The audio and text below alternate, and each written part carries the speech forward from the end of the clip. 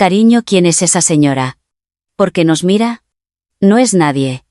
Vámonos. Nadie.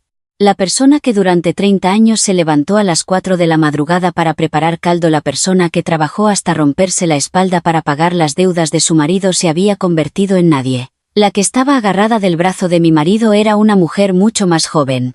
Mi marido incluso al verme no soltó su brazo. La fiambrera se me cayó de las manos. El caldo se derramó sobre el pavimento.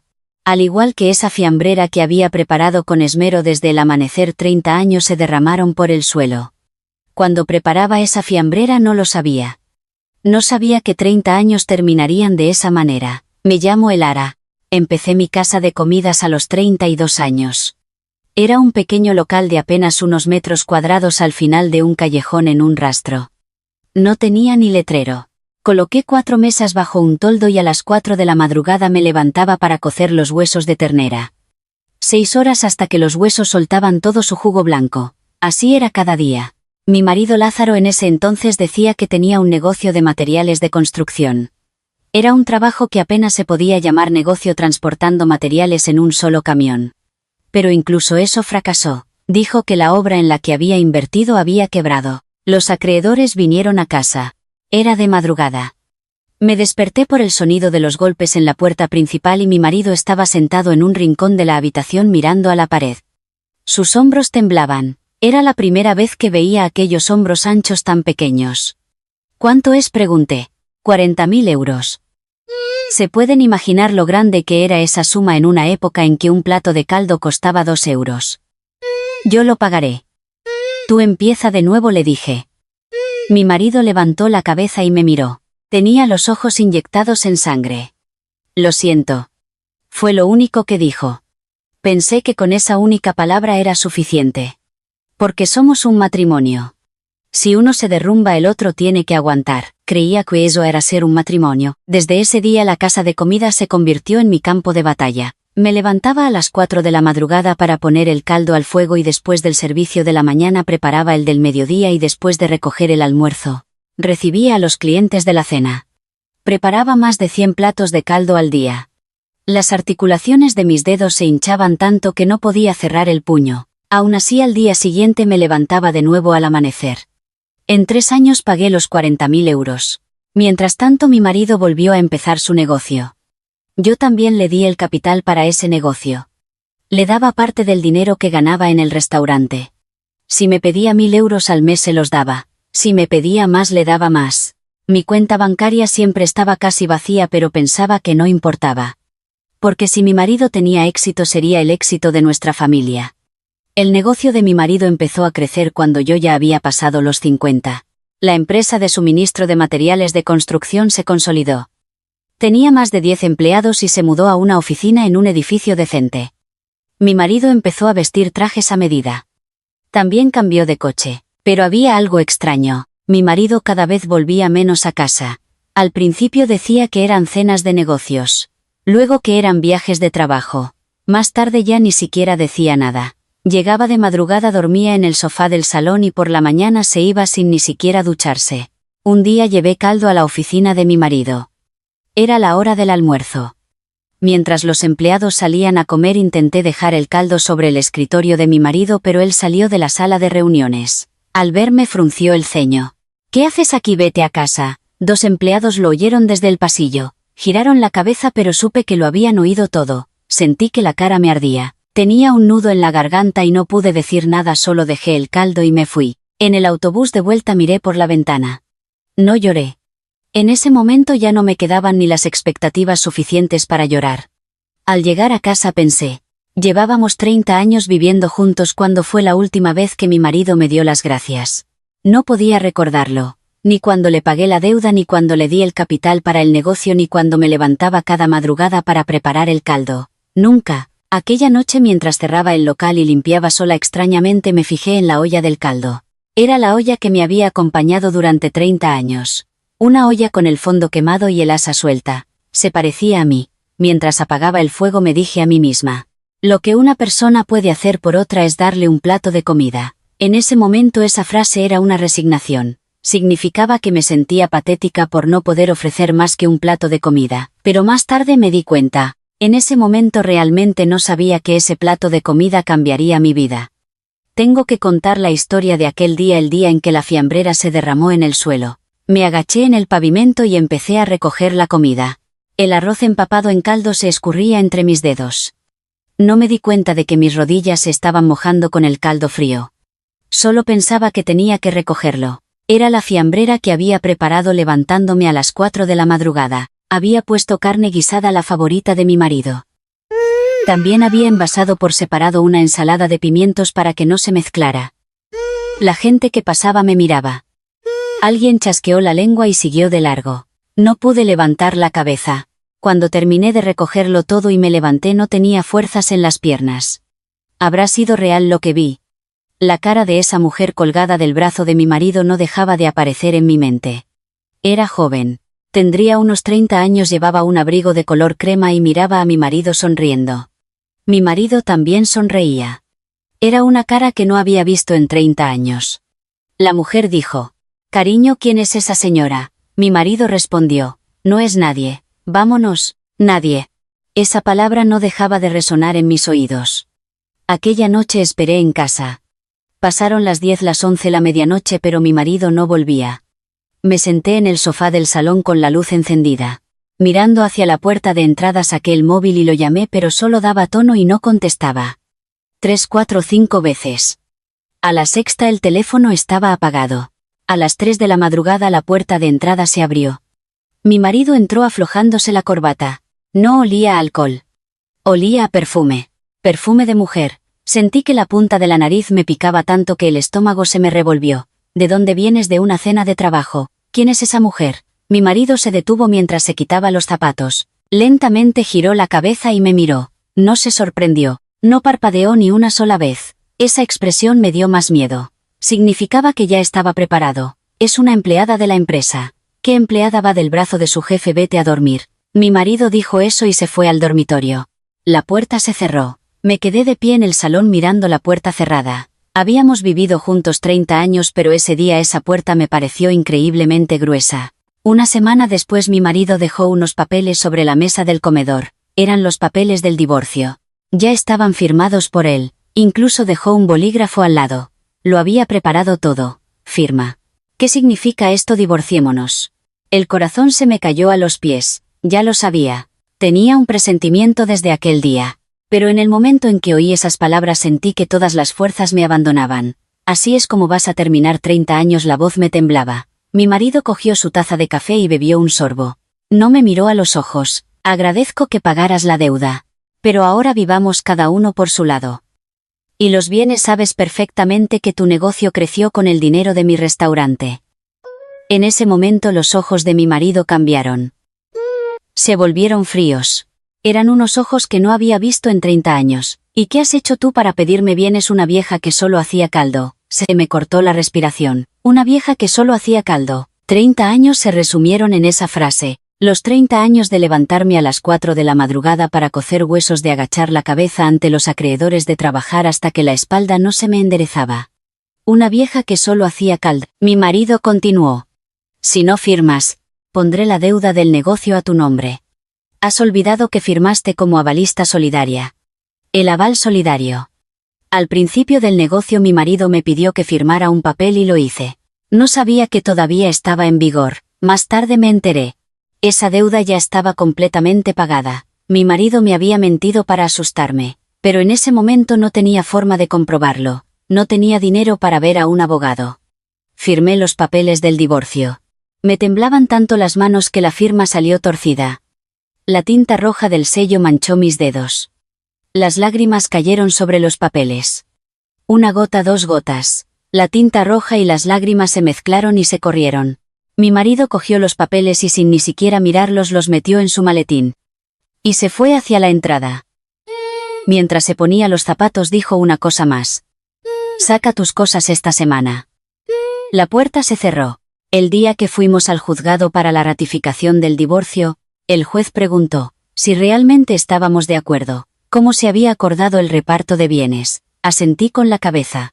Dije que no recibiría nada. Mi marido estaba a mi lado. Salió del juzgado sin ninguna expresión en el rostro.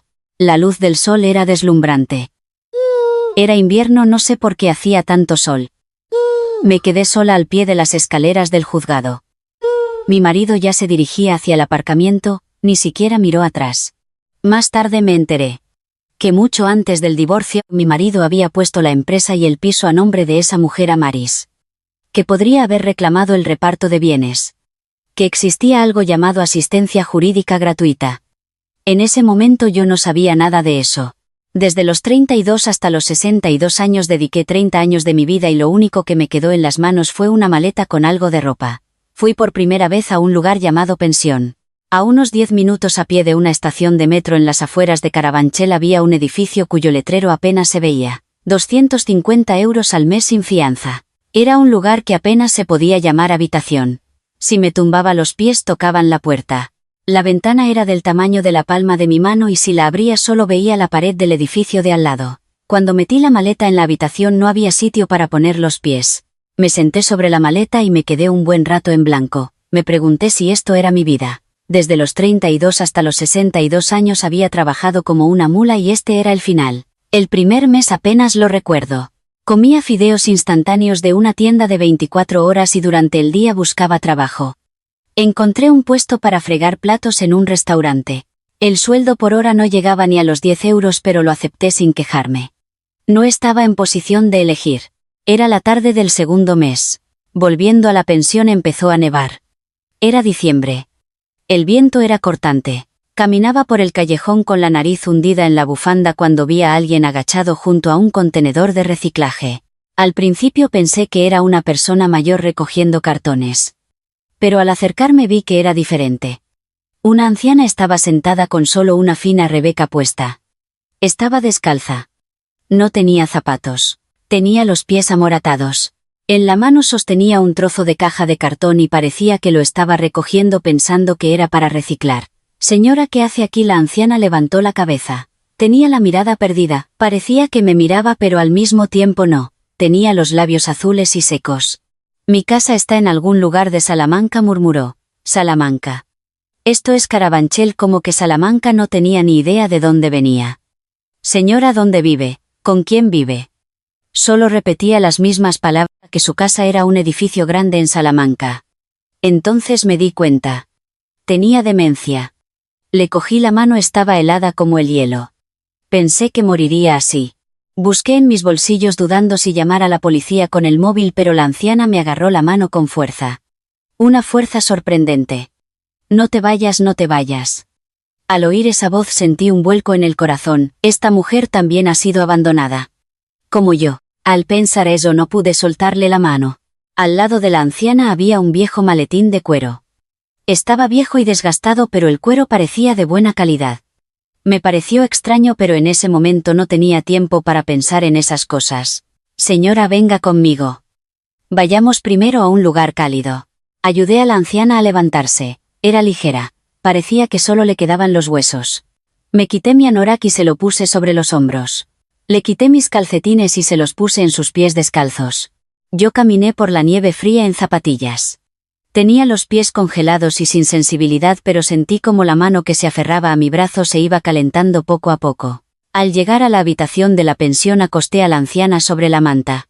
Quería prepararle algo decente en lugar de fideos instantáneos, pero no tenía nada en la habitación. En la nevera solo había 3 huevos y un poco de cebolleta. Batí los huevos, piqué la cebolleta y preparé una sopa. Era una sopa simple solo con sal. Me pareció irónico que después de 30 años regentando una casa de comida solo pudiera preparar una sopa tan pobre. Señora, coma esto. Cuando le acerqué la cuchara a la boca, la anciana tomó un sorbo y abrió los ojos de par en par. ¡Qué rico! Tomó otro sorbo. ¡Qué rico! ¡Qué rico! Y mientras lo decía se puso a llorar. Las lágrimas corrían por sus mejillas arrugadas. No sabía si lloraba mientras comía la sopa o si comía la sopa mientras lloraba. Yo también lloré. No sabía por qué lloraba. Simplemente las lágrimas no paraban. En la estrecha habitación de la pensión la anciana y yo llorábamos ante una simple sopa de huevo. Sin hacer ruido. Afuera la nieve seguía cayendo. Esa noche, después de que la anciana se durmiera, me tumbé a su lado y la miré. Su cara estaba llena de arrugas. Dormida parecía en paz. En el dedo anular de la mano izquierda llevaba un anillo. Estaba desgastado, pero al mirarlo de cerca vi que era de platino. Era un anillo elegante. ¿Será que esta anciana no era una persona cualquiera? Ese pensamiento me cruzó la mente por un instante. Pero lo que sentí con más fuerza fue otra cosa. Hacía mucho tiempo que alguien estaba a mi lado, que oía el sonido de una respiración, que no estaba sola. A la mañana siguiente fui al centro de servicios sociales. Pedí que comprobaran si había alguna denuncia por desaparición de una persona mayor. Me dijeron que la comprobación llevaría tiempo. Dije que mientras tanto la cuidaría yo. La funcionaria me miró con extrañeza. Seguramente porque yo también parecía no tener recursos. No pasa nada. No se puede dejar sola a la señora. No podía tener a la anciana en la pensión. La habitación era demasiado pequeña, así que tomé una decisión. Con los 800 euros que había ahorrado en un mes de trabajo alquilé un semisótano. 200 euros al mes. Era húmedo por ser un semisótano, pero podíamos dormir las dos. El día de la mudanza bajé las escaleras de la mano de la anciana. La anciana miró a su alrededor en la habitación y luego me miró y sonrió, una sonrisa infantil en la que se veían las encías sin dientes. En ese momento pensé, tengo que cuidar bien de esta señora. No había una razón concreta. Simplemente pensé que las personas abandonadas en este mundo debían ayudarse mutuamente. Eso era todo. Habían pasado unos 3 meses desde que empecé a vivir con la anciana en el semisótano. La primavera estaba llegando. En el parterre al final del callejón empezaban a florecer las forsythias. Con la llegada del buen tiempo la anciana mejoró mucho. Cada mañana cuando le preparaba una crema comía sola con la cuchara. Cuando la conocí ni siquiera podía sostener la cuchara. Los días de buen tiempo la llevaba de la mano a un parque del barrio. Aunque el parque no era más que un par de bancos junto a un pequeño parque infantil, a la anciana le encantaba ese lugar. Había palomas. Cuando la anciana veía las palomas se reía a carcajadas. Una risa infantil en la que se veían las encías sin dientes. Si sacaba migas de pan del bolsillo y las esparcía, las palomas se arremolinaban a sus pies. La anciana aplaudía de alegría. Al verla por primera vez pensé, todavía puedo tener momentos así. Era la primera sensación de paz que sentía desde que mi marido me echó. No era nada grandioso. La brisa primaveral, la risa de la anciana, las palomas arremolinándose por la tarde. Eso era todo, pero sentí un calor en el pecho. Ese día también volví a casa del parque de la mano de la anciana. Pasamos por un callejón estrecho y salimos a una calle principal cuando oí una voz familiar al otro lado del paso de peatones. Todo mi cuerpo se quedó rígido. Fue como si me hubieran golpeado en la nuca con un martillo. Era imposible no reconocer esa voz. Era Lázaro. Estaba al otro lado del paso de peatones. A su lado estaba Amaris. Amaris llevaba un abrigo de primavera de color rosa fucsia. Parecía lujoso. Lázaro iba impecable con un traje nuevo y ambos se reían mirando algo. El semáforo cambió. Quería evitarlo. Quería dar la vuelta. Pero la anciana agarrada de mi mano ya estaba cruzando el paso de peatones. La anciana pisaba las rayas blancas del paso de peatones como si fuera un juego. Nos encontramos. Amaris fue la primera en reconocerme. Abrió los ojos como platos y una sonrisa se dibujó en sus labios. Esa sonrisa era como un cuchillo. Vaya cariño, mira allí. Lázaro giró la cabeza. Me vio. Su expresión no cambió. Ni se sorprendió ni sintió pena, era la mirada de quien ve algo insignificante. Amaris me miró de arriba abajo. El anorak descolorido, las zapatillas de goma, la anciana de la mano. La comisura de sus labios se elevó aún más. Vaya señora con esas pintas de pordiosera cuidando de una vieja. La cabeza se me quedó en blanco. No podía abrir la boca. Quería hablar, pero la lengua se me había quedado pegada. Lázaro rodeó la cintura de Amaris, que estaba agarrada de su brazo, y se dio la vuelta. Venga, vámonos. Qué mala suerte. Mala suerte.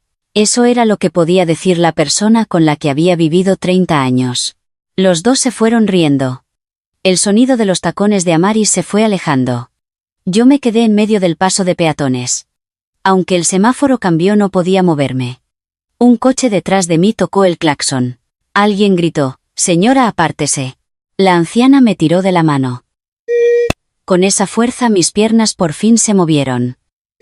Cuando subí a la acera las rodillas me temblaban. Al volver a casa después de acostar a la anciana en la habitación, fui al baño. Cerré la puerta y me senté en la tapa del inodoro. Y lloré, en silencio.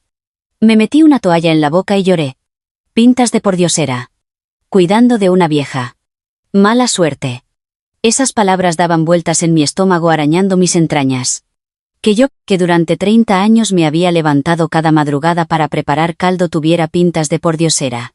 Que cuidar de una anciana sin hogar fuera de mala suerte. ¿Qué había hecho mal? No había hecho nada malo. ¿Por qué había acabado así?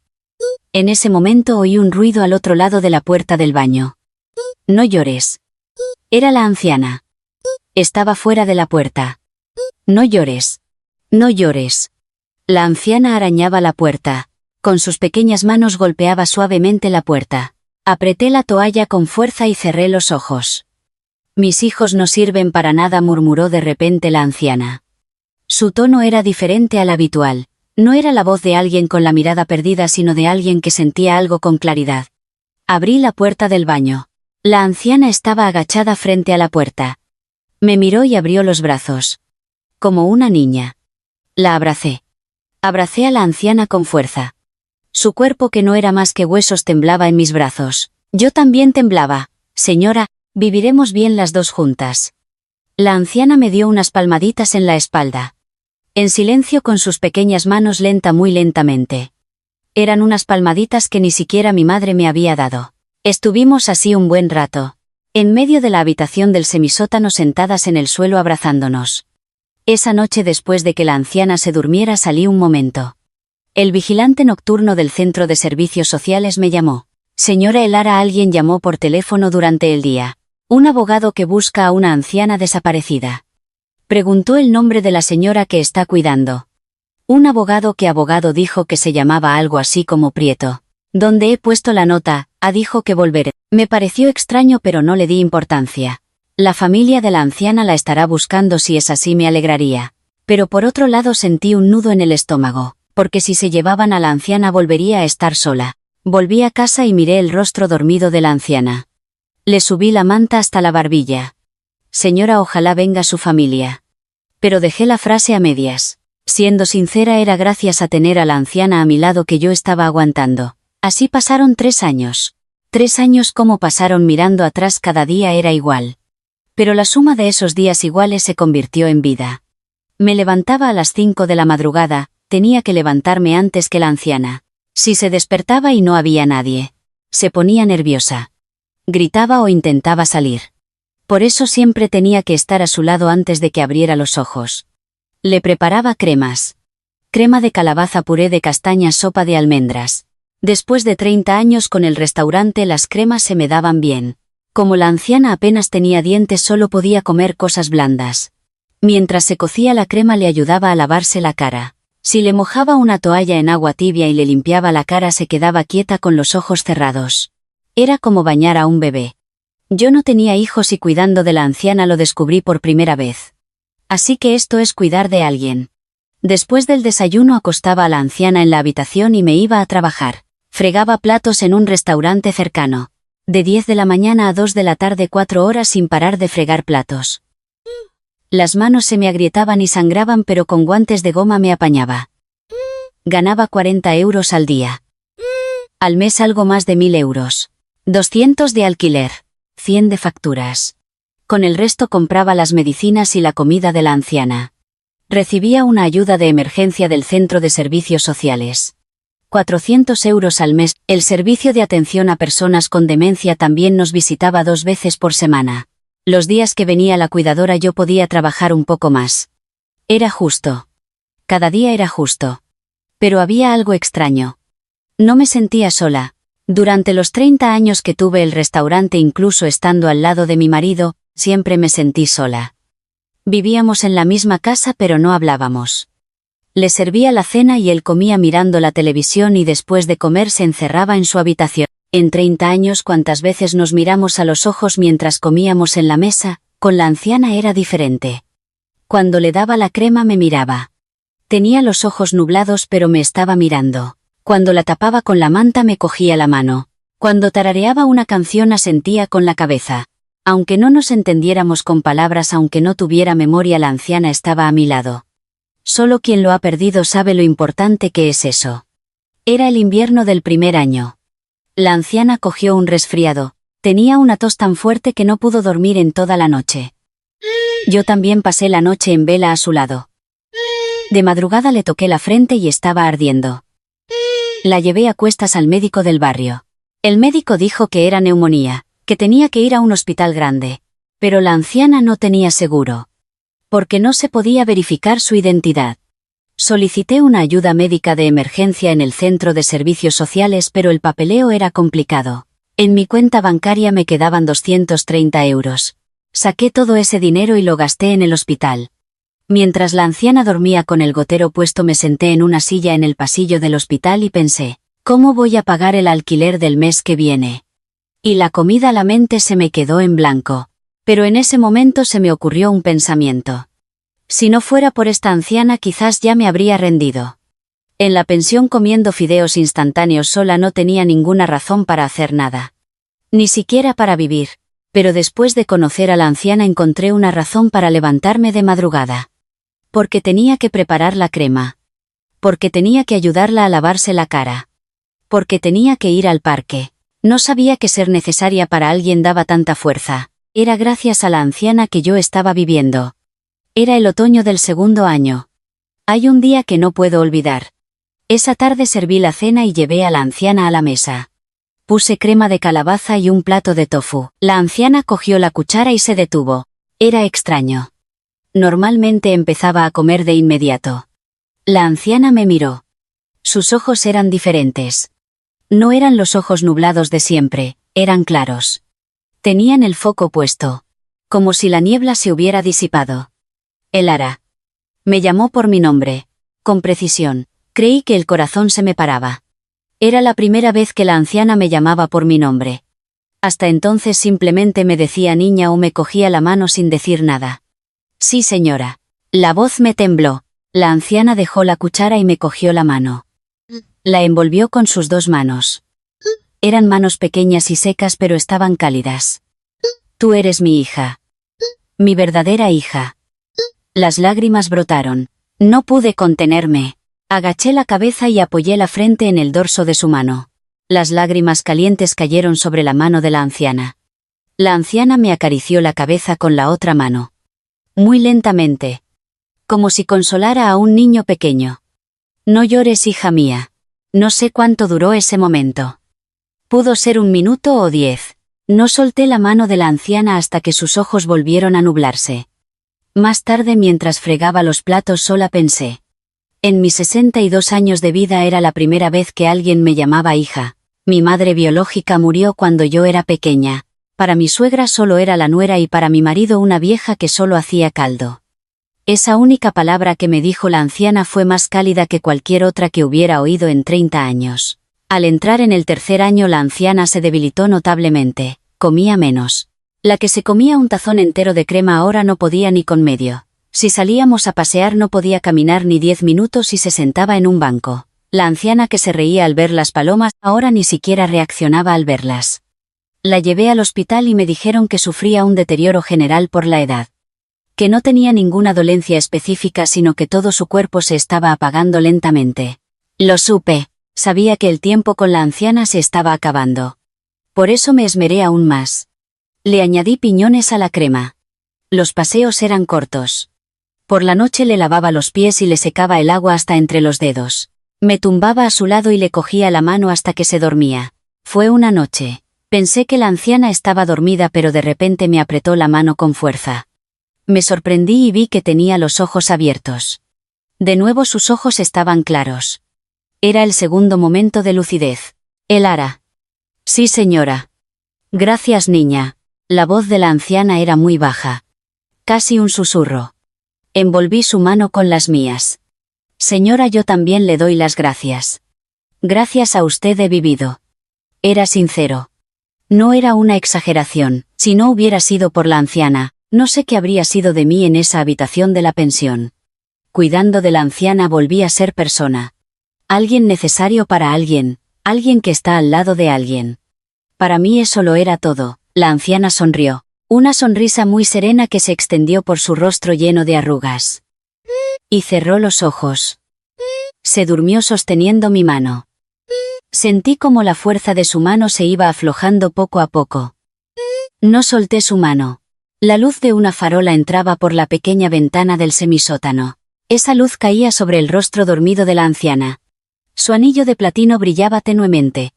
La noche era profunda. Yo también cerré los ojos. Sosteniendo la mano de la anciana por primera vez pensé que ojalá esa noche fuera eterna. La anciana falleció a principios de marzo. Fue de madrugada. Yo estaba tumbada a su lado. Me desperté en mitad del sueño con una extraña sensación. Algo era diferente. No había sonido.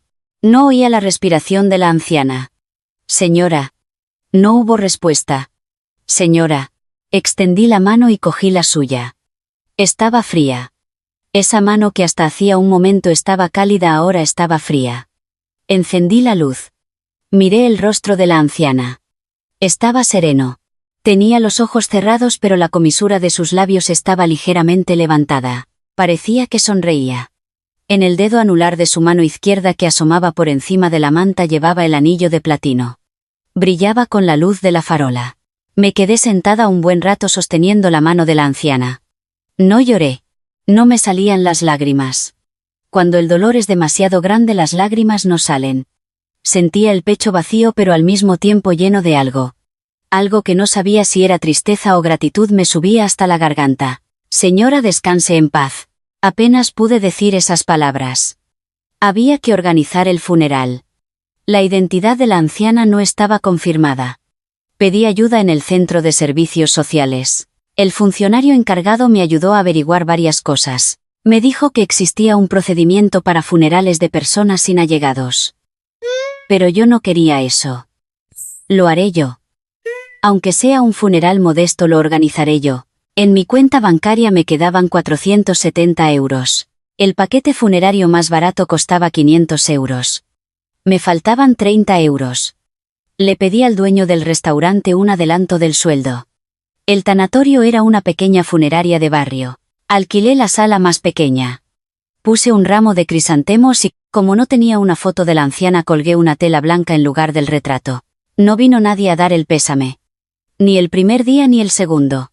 Estuve sola en la sala. El dueño del restaurante vino una vez, hizo una reverencia y se fue. El encargado del centro de servicios sociales vino un momento con unos papeles. Eso fue todo. Era la noche del segundo día. Estaba sentada sola en la sala. El olor de los crisantemos me picaba en la nariz. No se oía nada, solo el zumbido de los fluorescentes. Le hablé a la anciana. En voz alta. Señora, lo he hecho bien, ¿verdad? Es lo correcto, ¿verdad? No hubo respuesta. Claro que no. Pensaba que vendría su familia, pero no ha venido nadie. Se me hizo un nudo en la garganta. Entonces sí salieron las lágrimas. Todo lo que había contenido se desbordó de golpe. Lloré en silencio. Sola en la sala frente a un ramo de crisantemos. Fue en ese momento. La puerta de la sala se abrió. Levanté la cabeza. Veía borroso por las lágrimas. Alguien estaba entrando. No era una persona. 3 hombres con traje negro entraron en la sala. El hombre del centro llevaba unas finas gafas de montura plateada. Traje gris marengo, corbata color burdeos. Llevaba un maletín en la mano. Me sequé las lágrimas y me levanté. Pensé que eran de la funeraria. ¿Es usted la señora Elara? Señora. Era la primera vez en mi vida que alguien me llamaba señora. Sí. ¿Pero por qué han venido? Soy el abogado Javier Prieto, albacea testamentario de la difunta la señora Isona. Albacea testamentario. Abogado. Esas palabras entraban por mis oídos pero mi cabeza no las procesaba. Lo siento. No entiendo lo que dice. He venido a entregar el testamento de la difunta y a ejecutar sus últimas voluntades. ¿Se sentaría, por favor? No es que me sentara porque quisiera, es que no podía mantenerme en pie. El abogado Javier Prieto sacó un documento de su maletín. Era un sobre grueso.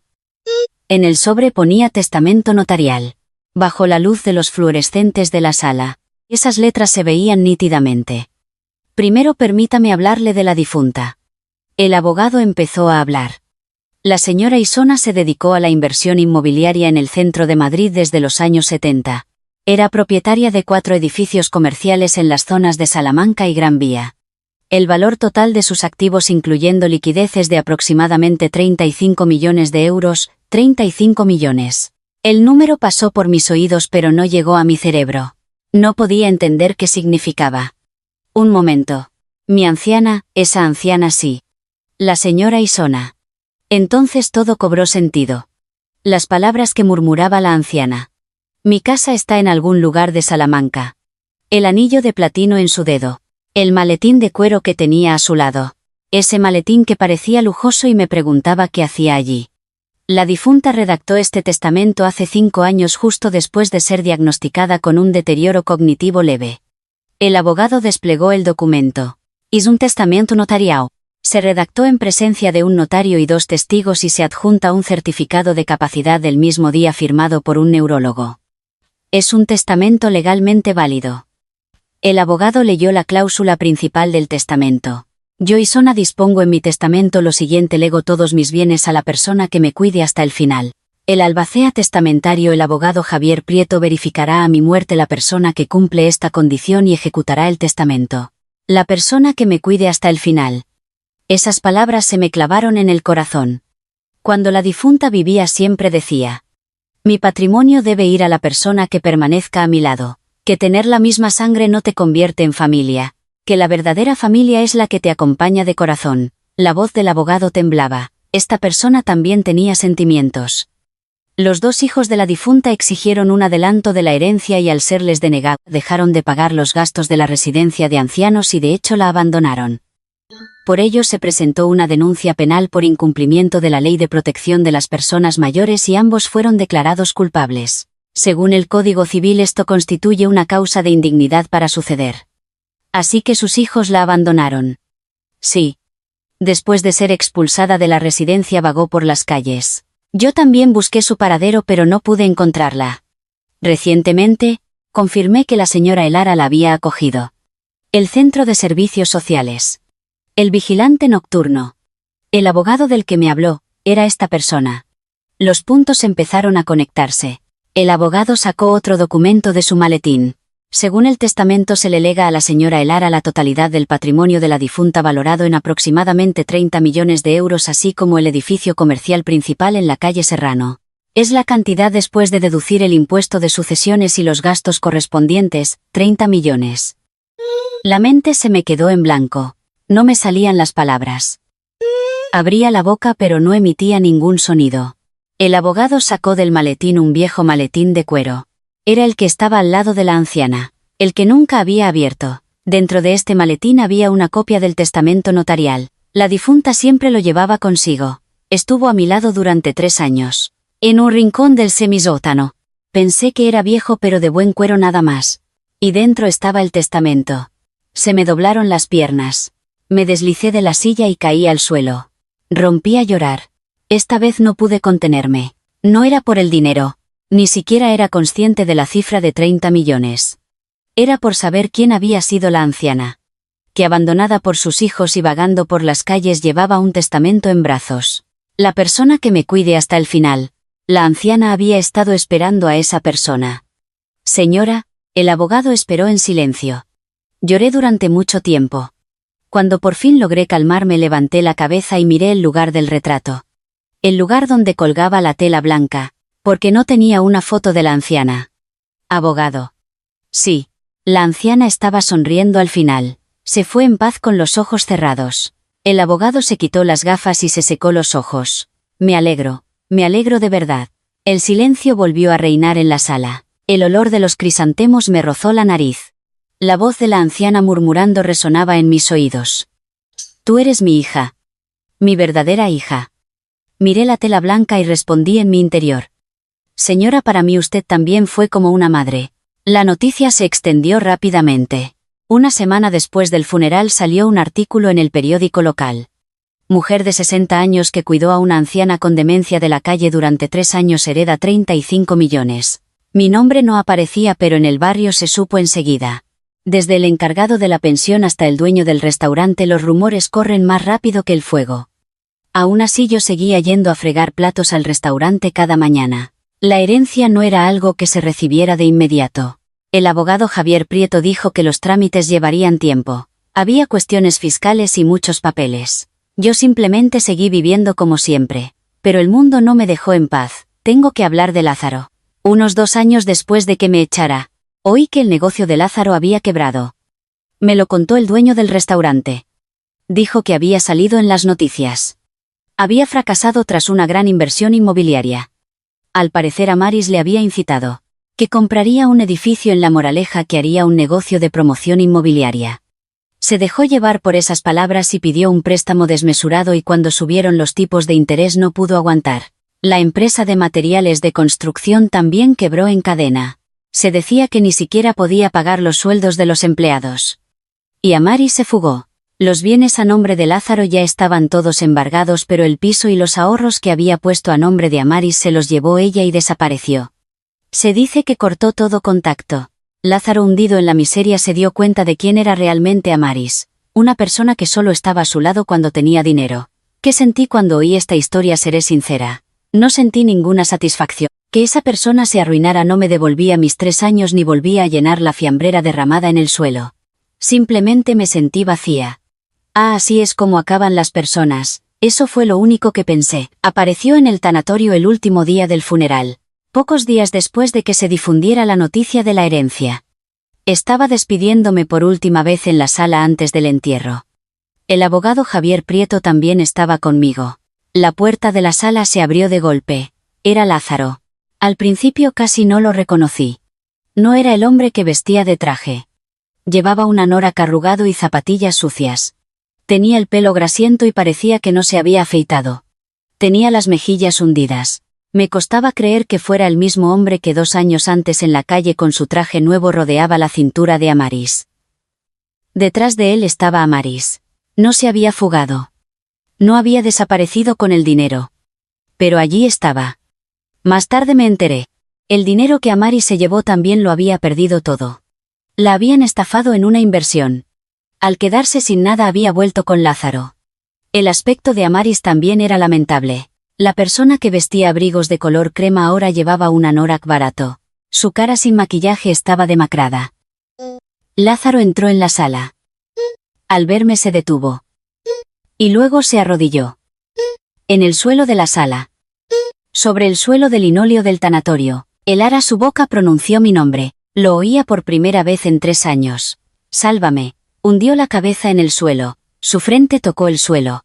Un hombre de 64 años postrado en el suelo golpeándose la frente. Tengo una deuda de 1,5 millones de euros. Hasta he recurrido a prestamistas. A este paso moriré. Solo una vez. Solo una vez, por favor. Su voz estaba rota. Le caían los mocos. Amaris también se arrodilló a su lado. Juntó las manos y agachó la cabeza. Hermana, lo siento. Por favor, perdónanos una vez. He cometido un pecado mortal. Hermana. Hermana. La persona que me llamó por Dios era la que dijo que cuidaba de una vieja, la que dijo que daba mala suerte me llamaba hermana.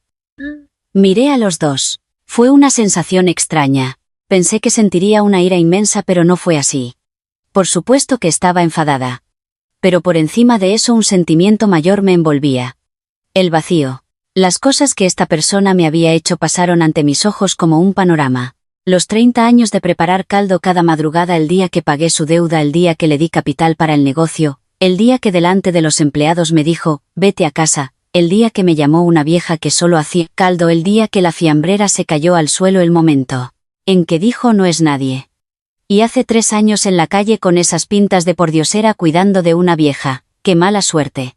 Lo recordé todo.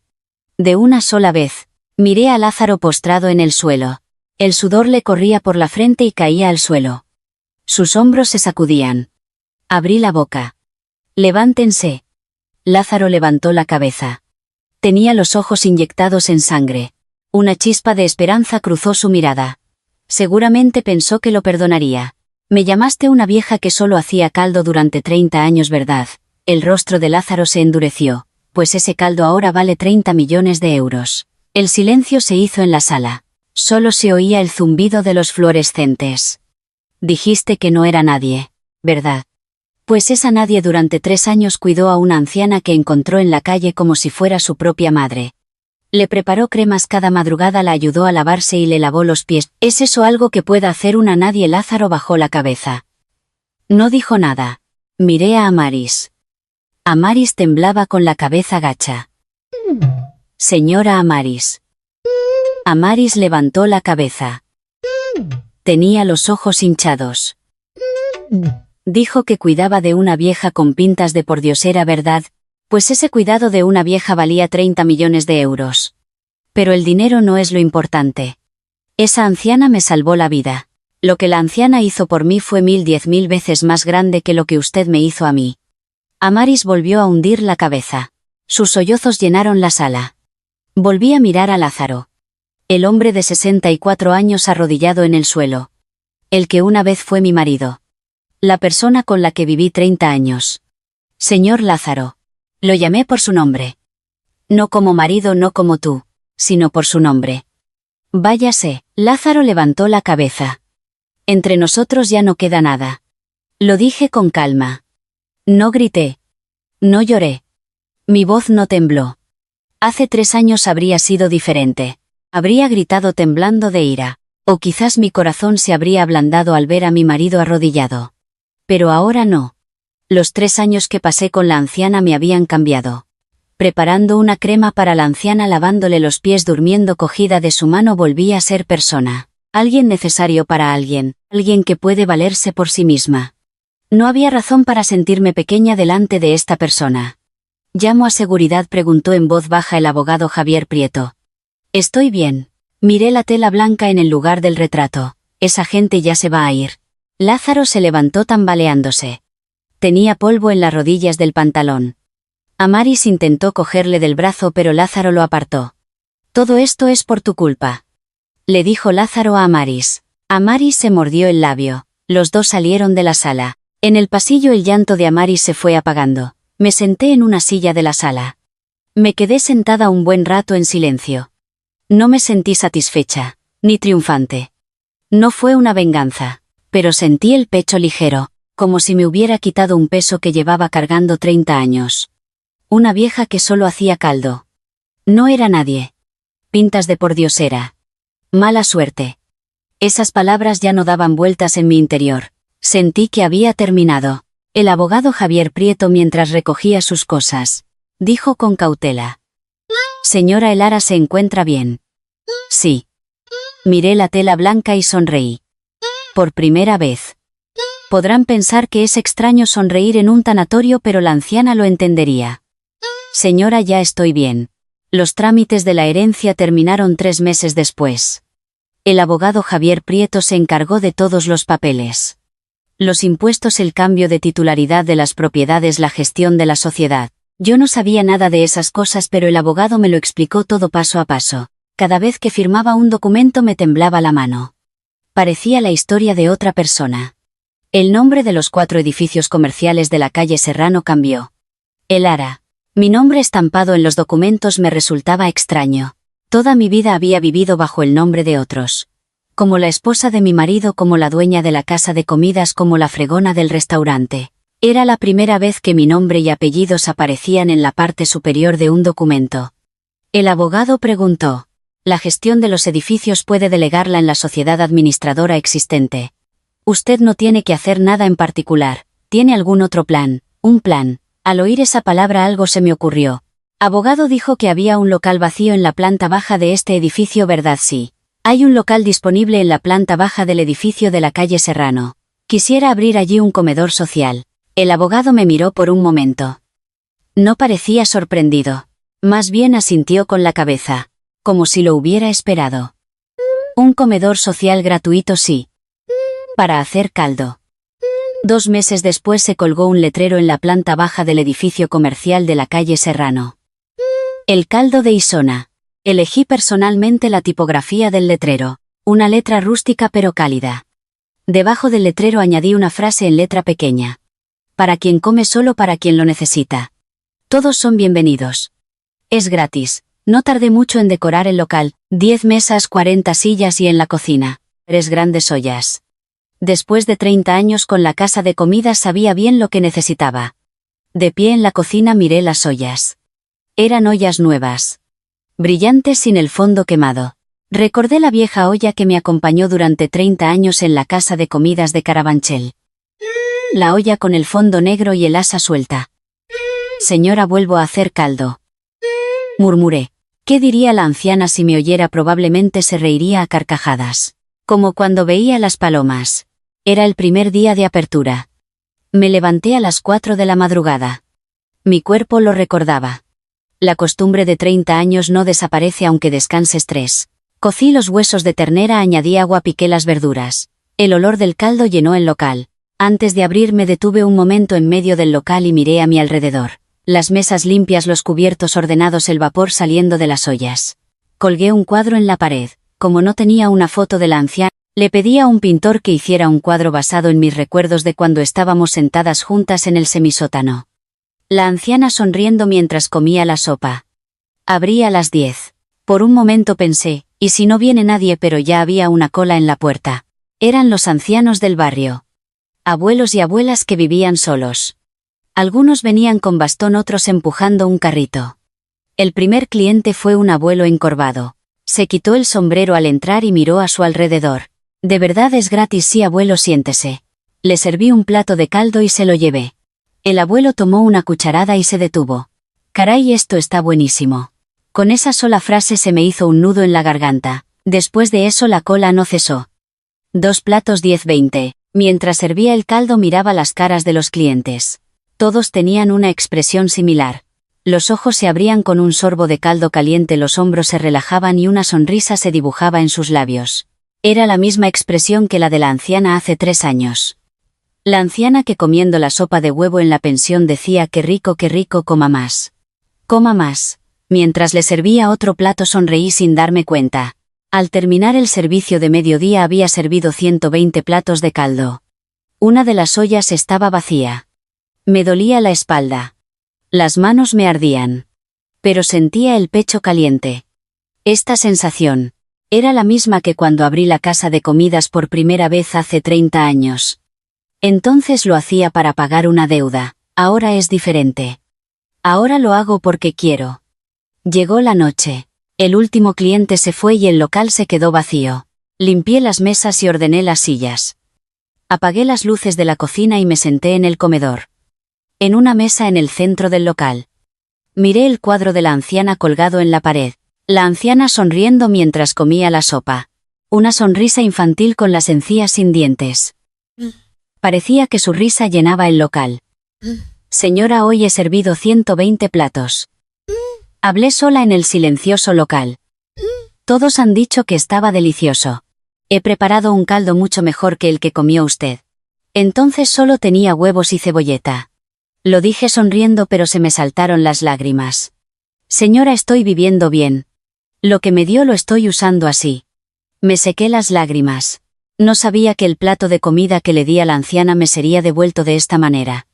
Lo que la anciana me dio no fue dinero. Me dio una razón para volver a levantarme. La luz del letrero del local estaba encendida. El caldo de Isona. A través de la ventana se veían esas letras. Brillaban cálidamente bajo la luz de las farolas. Hace 3 años la fiambrera se derramó en el suelo.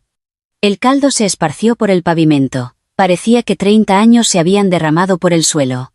Pero hoy, ese caldo ha vuelto. Convertido en 120 platos de caldo. Mañana se servirán más platos. Y pasado mañana más. El caldo derramado no dejaba de volver convertido en platos. Lo más grande que una persona puede hacer por otra es estar a su lado. La anciana estuvo a mi lado. Ahora yo también intentaré estar al lado de alguien. Ese fue el verdadero legado que la anciana me dejó. 3 años después el caldo de Isona se convirtió en un lugar emblemático del barrio. Cada mañana, al abrir a las 10 la cola llegaba hasta el final del callejón. Al principio lo hacía sola, pero ahora tengo 12 voluntarios. Desde estudiantes universitarios hasta jubilados, cada día servimos más de 200 platos. Algún día hemos llegado a 300. Se han creado clientes habituales. Hay personas que se sientan cada día en el mismo sitio. La mayoría son personas que viven solas. Hay un abuelo que ya está esperando cuando abro por la mañana. Se sienta en un banco a esperar. Y cuando abro la puerta se quita el sombrero y me saluda. Jefa, hoy también nos encomendamos a usted. Cada vez que oigo esas palabras me emociono. El título de jefa me resultaba extraño al principio e intentaba rechazarlo. Pero parece que a los mayores les gustaba llamarme así. En algún momento yo también empecé a aceptarlo con naturalidad. En la pared del local sigue colgado el cuadro de la anciana. A veces los clientes preguntan, ¿quién es la anciana del cuadro? Es mi madre. Así respondo. No es mentira. Hoy era el aniversario de la muerte de la anciana. Terminé temprano el servicio de la mañana y fui al cementerio. El abogado Javier Prieto me ayudó a encontrar un buen lugar para ella. La anciana descansa en una colina soleada. Dejé un plato de caldo frente a la tumba. Recién sacado de la olla. El vapor subía en volutas. El viento de principios de marzo era frío, pero el vapor que subía del caldo era cálido. Señora, he vuelto este año. Me hago guillé y lo hablé. El caldo de Isona sirve ahora más de 200 platos al día. Si lo viera se alegraría. Sopló el viento. Las ramas de los árboles se movieron. Entre los voluntarios hay un señor de la edad de la anciana. Le gustan las palomas. Cuando lo veo me acuerdo de usted. Se me hizo un nudo en la garganta. La echo mucho de menos, señora. Una lágrima cayó sobre el plato de caldo. Me quedé sentada un buen rato. El sol iluminaba la lápida. El nombre Isona brillaba cálidamente. Bajando del cementerio. Sonó el móvil. Era el abogado Javier Prieto. Señora, Elara ha estado en el cementerio. Sí, acabo de bajar. Le llamaba para informarle que los documentos de constitución de la Fundación El Caldo de Isona de este año están listos. La Fundación Benéfica en Memoria de Isona. Mañana se inaugura oficialmente. La Fundación. Una fundación con el nombre de la anciana. Una fundación que destina parte de los ingresos del alquiler del edificio comercial a la atención de personas mayores y a comedores sociales gratuitos. Se lo pedí al abogado Javier Prieto. Gracias, abogado. Soy yo quien debe darle las gracias. Seguramente es lo que la difunta más habría deseado. Colgué el teléfono y me detuve. Miré hacia atrás. Vi la tumba de la anciana en la colina.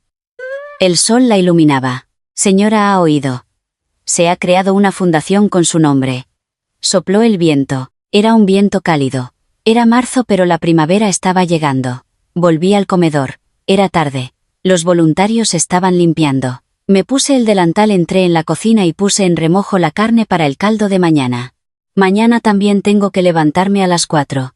Mientras limpiaba una mesa miré por la ventana. La gente pasaba por la calle. Las farolas se encendían una a una. La luz del letrero de El Caldo de Isona también se encendió. A los 62 años lo perdí todo. Mi marido me abandonó, me echaron de casa y llegué a una pensión sin nada. Dediqué 30 años de mi vida y lo único que me quedó fue una maleta. Pero resulta que entonces no lo perdí. Fue entonces cuando empezó mi verdadera vida. La anciana que conocí en una fría noche de invierno en la calle. La anciana que llevaba solo una fina rebeca y estaba descalza. La anciana que lloró de gusto con un plato de sopa de huevo. La anciana que dijo: tú eres mi hija. La anciana que en su última noche me cogió la mano y me dijo: gracias, niña. Lo que la anciana me dejó no fueron 30 millones de euros. Me dio una razón para volver a levantarme. El valor de una persona no se define por lo que tiene. Mi marido, después de recibir 30 años de mi vida, me llamó nadie. La anciana, por un plato de sopa de huevo, me llamó hija. El sentimiento de estar al lado de alguien. Un plato de comida caliente. Eso era más grande que 30 millones de euros. Iba a cerrar el local cuando oí a alguien fuera. A través de la puerta de cristal vi a una anciana de pie. Con ropa fina y una bolsa de plástico en la mano miraba hacia adentro con indecisión. El corazón me dio un vuelco. Recordé esa noche de invierno de hace 3 años. Abrí la puerta. Señora, entre. Le daré un plato de caldo. La anciana entró. Agachando la cabeza dijo en voz baja. ¿De verdad es gratis? Sí, es gratis. Encendí el fuego. Calenté el caldo que quedaba en la olla. El vapor subía en volutas. Puse el caldo delante de la anciana. La anciana tomó una cucharada y levantó la cabeza para mirarme. ¡Qué rico! Yo sonreí. Me senté enfrente y la observé comer. El cuadro de la anciana Isona en la pared me miraba desde arriba. Lo más grande que una persona puede hacer por otra es estar a su lado. Yo hoy también lo estaba haciendo.